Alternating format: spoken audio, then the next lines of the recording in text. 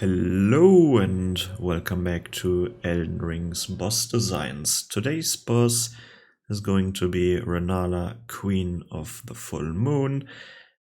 And oh boy, while this boss fight might not be the most fun boss fight, it is, I think, quite lore heavy and quite unique. It's a puzzle boss in the first phase and a normal boss in the second phase. And it has some interesting design. So let's first of all get into the boss fight and just ignore me walking through the door there.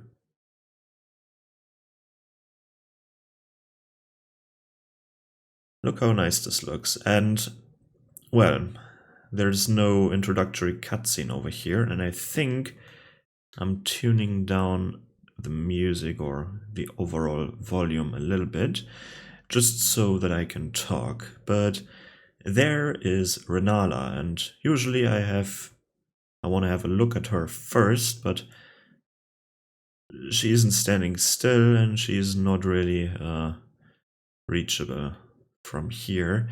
She obviously has this golden aura or shield around her, but we can have a look at her robe from up here, I guess. Well, she's wearing one of these mage's robes, just a different variant because she is, well, I guess the boss of this area here, so basically the headmaster.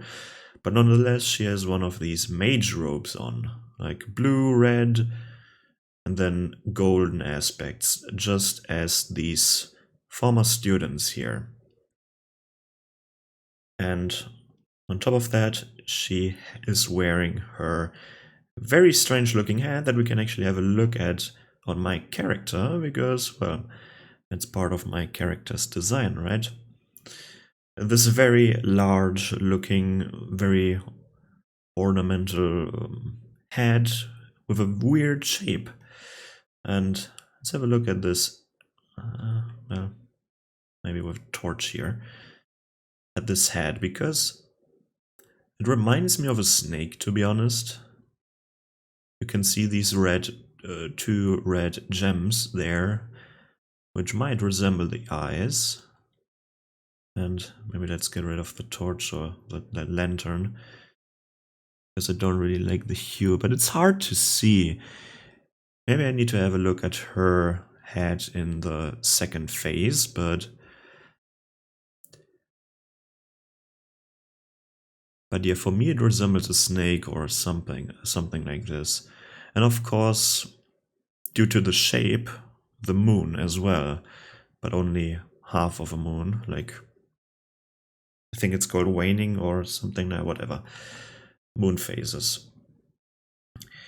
And she's sitting on this weird little bench, which is luckily also flying. And it looks goofy to me, right? It looks quite goofy. She's sitting on her bench and then she's caressing this golden egg that ultimately protects her. And, well, there's this theory that I have. And of course, she has the power to rebirth. And, well, these students that are here are basically just her victims. Well, they got rebirthed, and usually if you're getting rebirthed, your lifespan is quite short because you're missing something. Same thing with Bog. If you send Bog here at some point to get rebirthed, then he will die ultimately at some point. And this should happen to these students as well, but she keeps, what's it called? Respecking them, not rebirthing them, excuse me, not respecking them. And I think we have a look at hard to see. They're quite childish and nice. This wouldn't be one of my videos without a lag spike here and there. But well, they're no longer students, they can't even walk. This is why they're just lying on their belly or holding themselves up on their elbows, is because they can't walk. And they also probably can't, actually they can speak. Because I will initiate the boss fight now. They have some chants, or they're singing at least a song. And this is the mechanic. Rennala herself isn't really attacking right now. But I can't reach her. I mean, I can try, but no. I can't really reach her. So basically the boss fight are these children right now. And what they can do is they can obviously kill themselves with the chandeliers, but they can spew fire with their candles over there. And I think the one that is singing here with holding up the spell, the protective spell, this one can only also use, what's it called? Not telekinesis, gravity magic. They're mages, it's basically telekinesis, but... And basically, the idea of this boss fight is find the one that is singing, and you don't even need to kill them, you just need to damage them. So if you don't want to kill children, then I guess you can just punch them. Once you've punched 3 of them, her shield will shatter, and she will lay on the ground and everyone will start singing. But in this time, you can damage her. And if you're too slow, the egg will do the one spell. What spell is it? Wrath of Gold. And then the shield will go again. And she's actually transforming them into tombstones over there. And if you wait too long, let's see what she will do. Yeah, she crashes the tombstones into us. And if you're wondering, what happens if you kill all the children, right? They need to come from somewhere, right? Otherwise, they can't transfer the buff to one another. And you can sometimes see it, but they will drop out of the ceiling, out of these beds up there. And this is basically how they respawn the children. And apparently they can also bite, which is quite unnerving.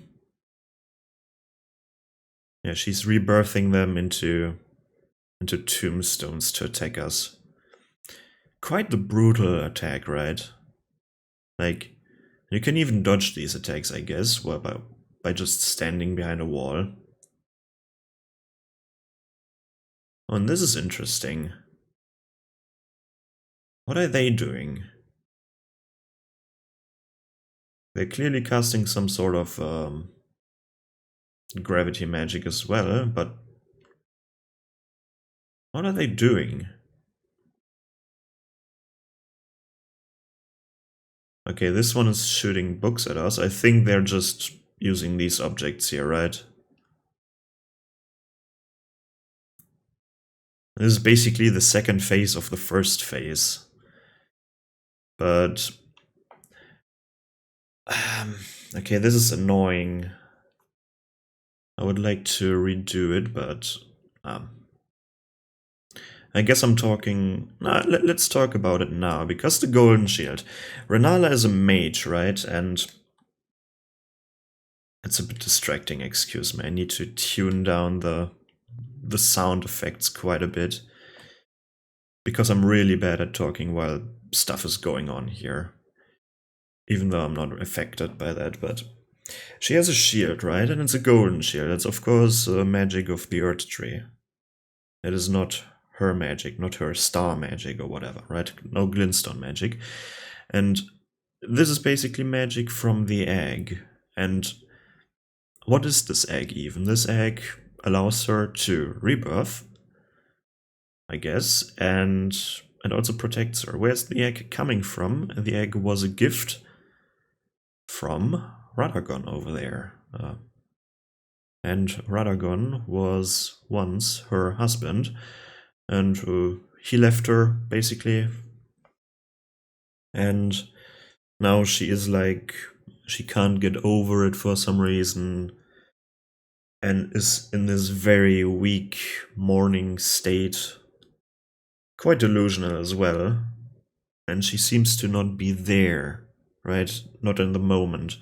She's still stuck in the past, basically. She barely protects herself. She's not using magic at all.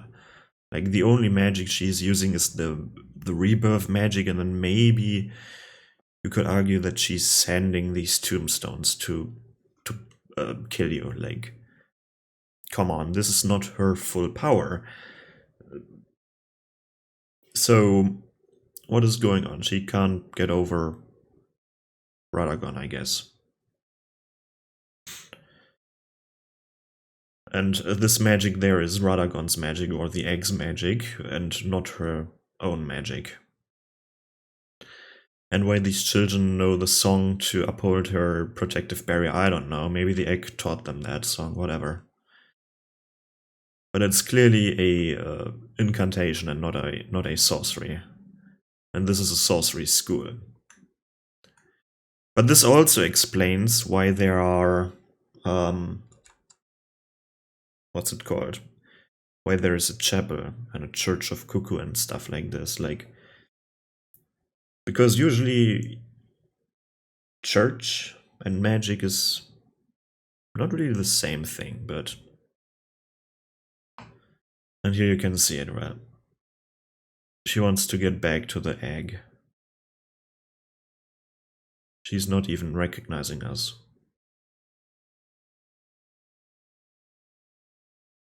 And I don't know what our character wants to do here. Like, he's clearly walking towards Rennala. Does the character want to kill her, or does he want to get the egg?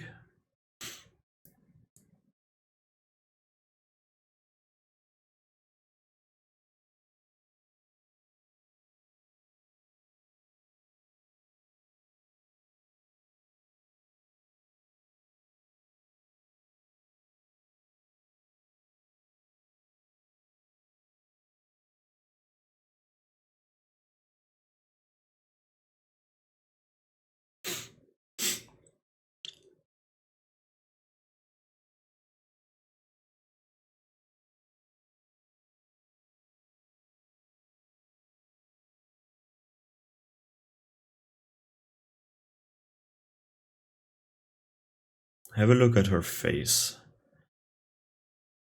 I don't think they made a good job modeling her. And she should cast a spell now and then just, yeah. Okay, it worked. Nice. I can only do this during transitions, apparently. I can only hide my character, because once I unhide my character, she will just continue attacking me, even if I change the team type and stuff like this, I guess. It's not completely working.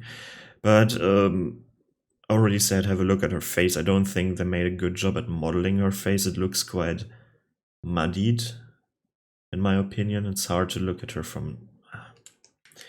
Again, where is...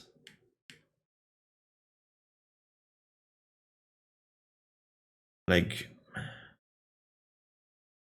I guess in in-game it's better, but in the cutscene it looked really, really bad, and for some reason, like, very low quality face modeling there. But I guess in game it's fine now. You can't even see her face that well. But what is this, right? We are now on this endless lake thingy, like in Bloodborne with Rom the Vacuous Spider, and then we have this big ass moon in the distance. Of course, if we just run, I think we need to have some sort of idea how far we are running. At some point there's just an invisible wall in every direction. I don't even know if this is a circle or if this is a square.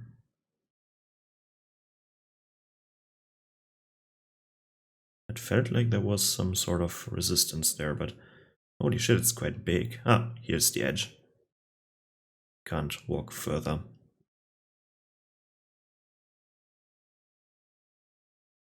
yeah. Okay, let's get back to her. And some say, of course, this was a protection spell by Rani. I think this is fairly clear. It was Rani's voice there, like, this is a protection spell. But some people think that this is like Rennala. But in my opinion, it's like, this is an illusion. For me, this is an illusion. This is still Rani's magic. This is some sort of copy when Rennala was herself, basically. But this is not really Rennala. Rennala is still in her boss room, just chilling, I guess, or somewhere in a somewhere safe from us. Because this is either a pocket dimension for me, like here, we get transported into this pocket dimension, or this is just an illusion and we're just in the boss room standing around like whatever in real life, like outside of the illusion. But this is just my head canon. For me, this is not really the Rennala that we just fought. This is a image of Rennala. Very powerful magic, of course. Rani is one of the Empyreans, which basically means she is a very powerful entity in this game, right? And this is part of her magic. At least that is what I would like to think. But here we can see how tall she actually is, and I don't know, man, like, they did this in every in every Dark Souls part. Basically, when you encounter a deity or a boss of some sort, like a god, something like this, then they're always like these huge humanoids. Like, take a human and make them 2 times or 1.5 times bigger than the normal human, right?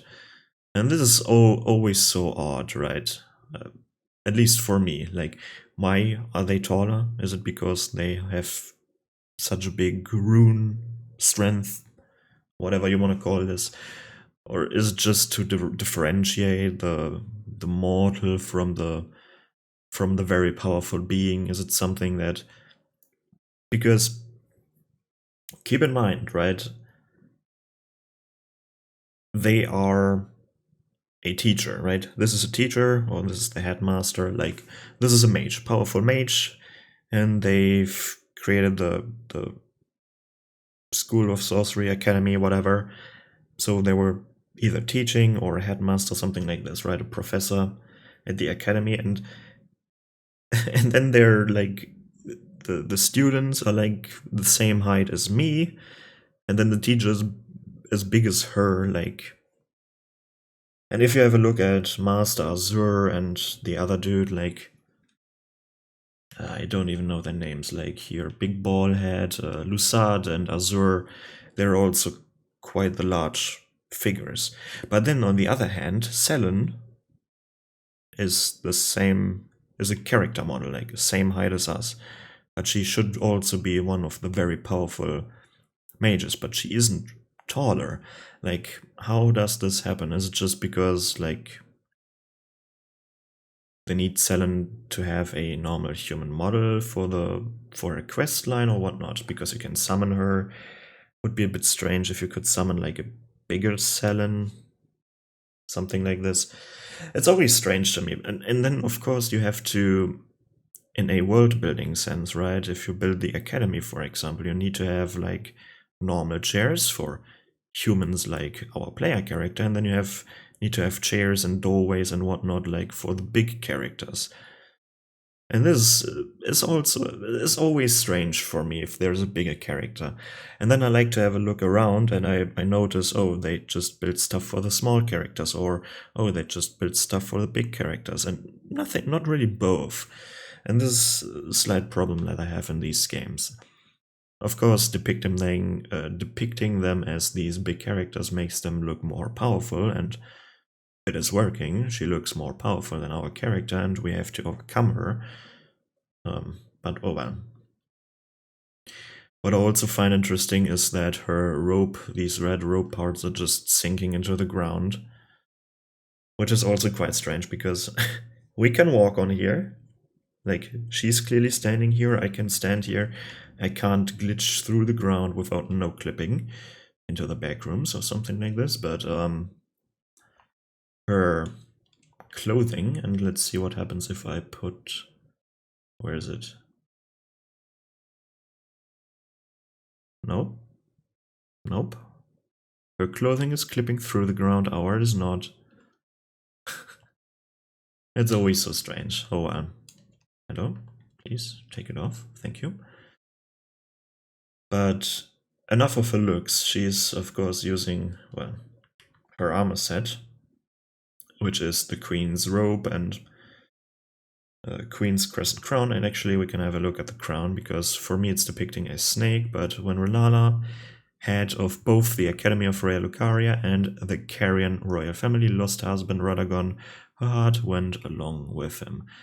And then those at the Academy realized that Rennala was no champion after all. Well, it's not... Wait. A tall crown depicting the moon. Yeah, okay. It is depicting a moon, but it also has these weird red gems that look like make it look like the head of a snake, the tip of the head, in my opinion. But enough of that. We've talked about phase 1 and basically also phase 1.5, where she extends her moveset. And now let's talk about phase 2. So let her attack us, because she has some spells to show us. She starts off with Rennala's moon and with some... Well, let's actually have a look at these, right? Of course, she is constantly casting now, but most of these spells, if not all of these spells, we can use in some shape or form. Let's start off with her moon. This is, of course, Rennala's full moon. Then these attacks are something like Star Shower or Glintstone Stars, something like this. Then this is some crystal magic she just did, which is... Do I have it?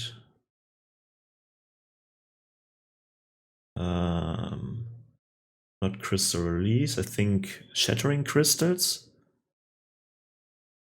And this is a spell that we can't use. Then the spinning of the staff, which we can use in the weak form. I actually can show this because I have the staff equipped. Where is it? There we go. Like the weak form where we just can spin it in front of us. But the interesting part is she's using like Glintstone Comet, her moon again, but she's using... Where is it?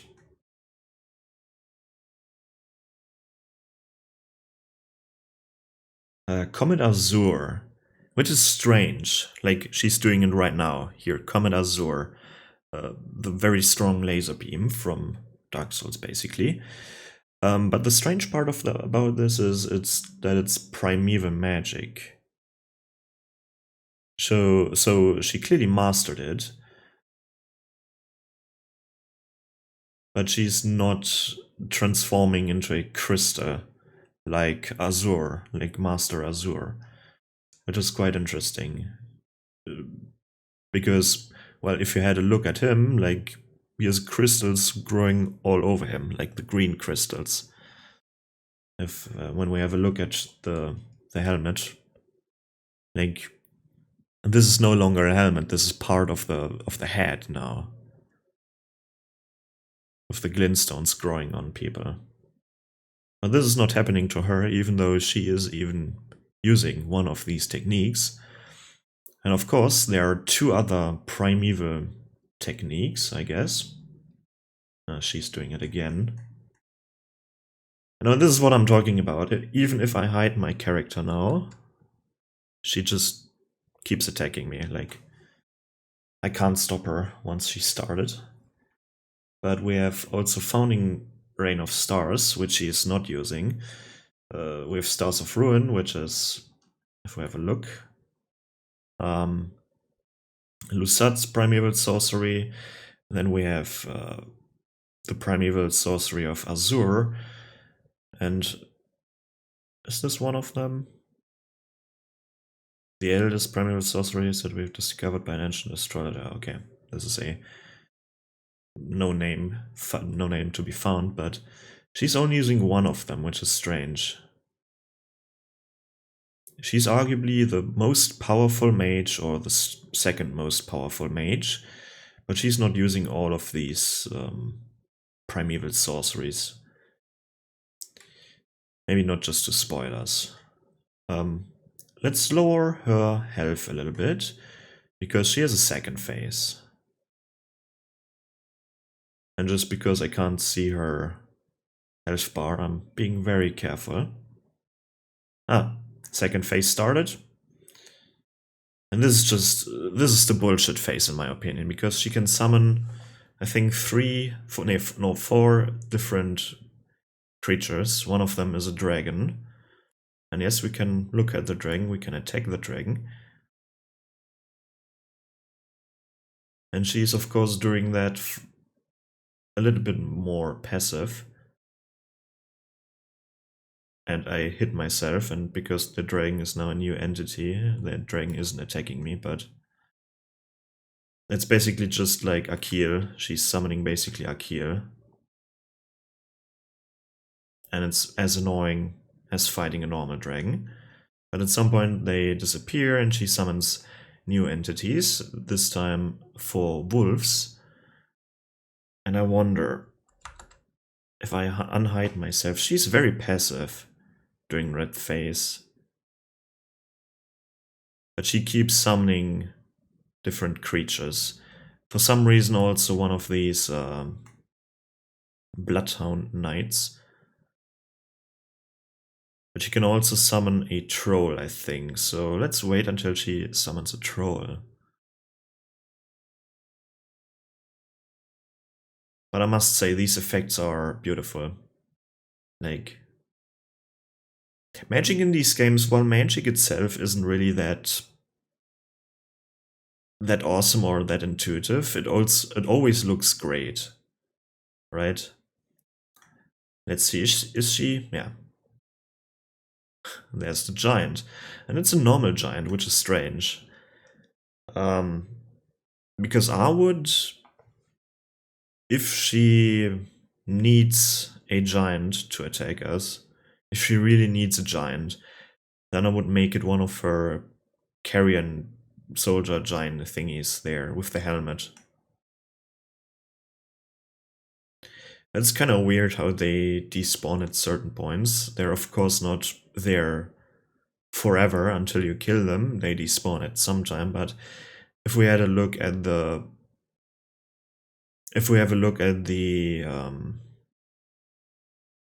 wolves, they despawn, like 3 despawned at one time, and then the other one took some time to despawn, which is always strange. Excuse me. Or maybe it's tech-based. But I think I've said quite enough. I guess maybe how is the fight versus Rennala?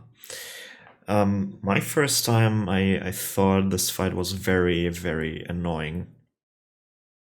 Like the gimmick part, the phase 1 part in the reality, in the real realm basically, was fine. It was a puzzle fight, not very difficult, very easy. But it's a gimmick fight, that's fine. Not every single fight needs to be a, like, totally new fight, right? But it felt like the second part here. When is this one despawning? This is so strange. So it's not move based, like how many attacks or so they're doing. Or is it a bug that the 3 just despawn? Oh well. But this fight is very irritating in my opinion, because during this you can't attack her. And then she's constantly jumping back in second phases, she's summoning stuff. And I felt this is quite irritating. Now it's fairly easy to beat her, in my opinion, like after we've done it sometimes, for more than once, if you're trained to fight her. But it's still a little bit irritating, in my opinion. But let's get transported back. Because I think, if I remember correctly, there's only a few bosses that survive fighting you. Like,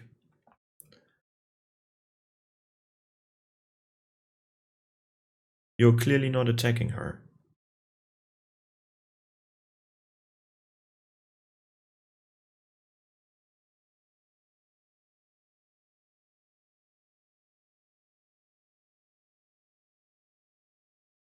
Okay. Yeah. Of course, this area is now, if you hear that,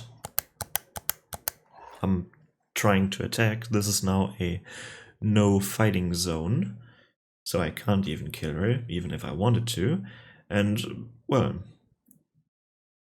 this is one of the few bosses that survive fighting you. And you don't even have the option to kill her, so you clearly just yoinked the Great Rune of the Unborn, which is, unlike the other runes, you can't put it, you can't actively use it. It is for respecking with her egg. And only with that rune in your possession, you're not dying from the rebirth. Only if you have this rune, like, of course the children are gone now, because maybe they're up there again, like, it's up to you where you think the children are going now, but what do I want to say? Everyone who rebirths or getting rebirthed by her is going to die very quickly. If we have a look at Bok in his quest line, then you will know he will die fairly quickly if you give him a Laval tier to be reborn. Which is also interesting because she can seemingly rebirth everyone, but you yourself and someone like Bok needs a Laval tier. Or do all of them have Laval tiers, like all of these children? Does she have a hidden stash of Laval tiers somewhere? Because where are these tiers? Do I even have them? Shouldn't they be at key items? Oh no, they are here. Okay. Like, core of a creature of mimicry known as a silver tier, as much a substance as a living organism. Material required by the Amber Egg, cradled by Rennala, Queen of the Full Moon, to rebirth people anew. Being born anew allows the reallocation of attributes boosted by leveling up.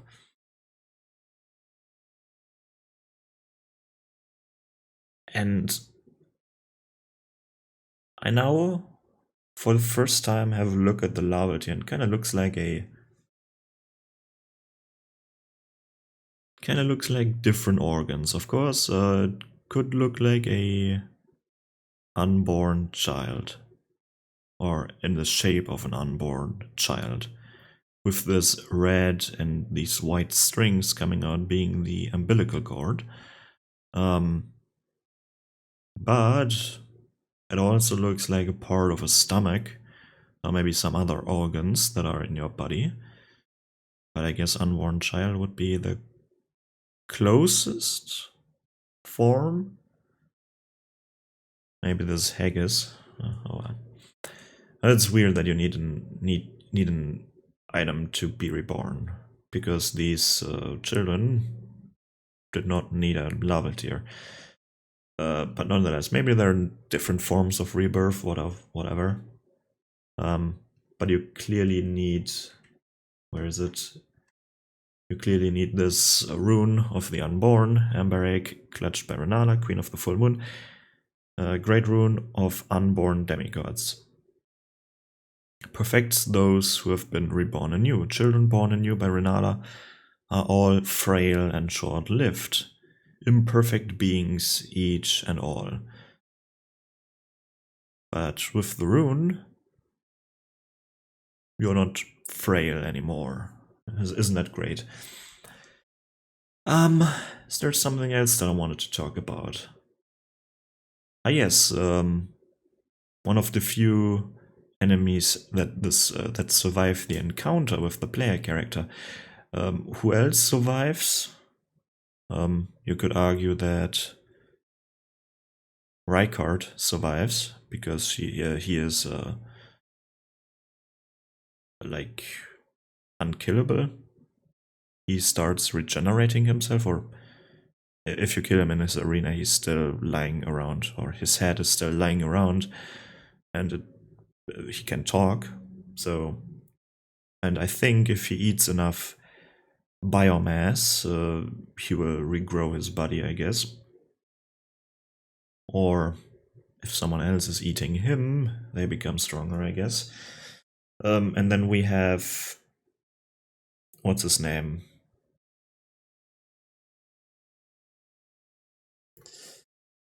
What is his name? Where is his rope thingy?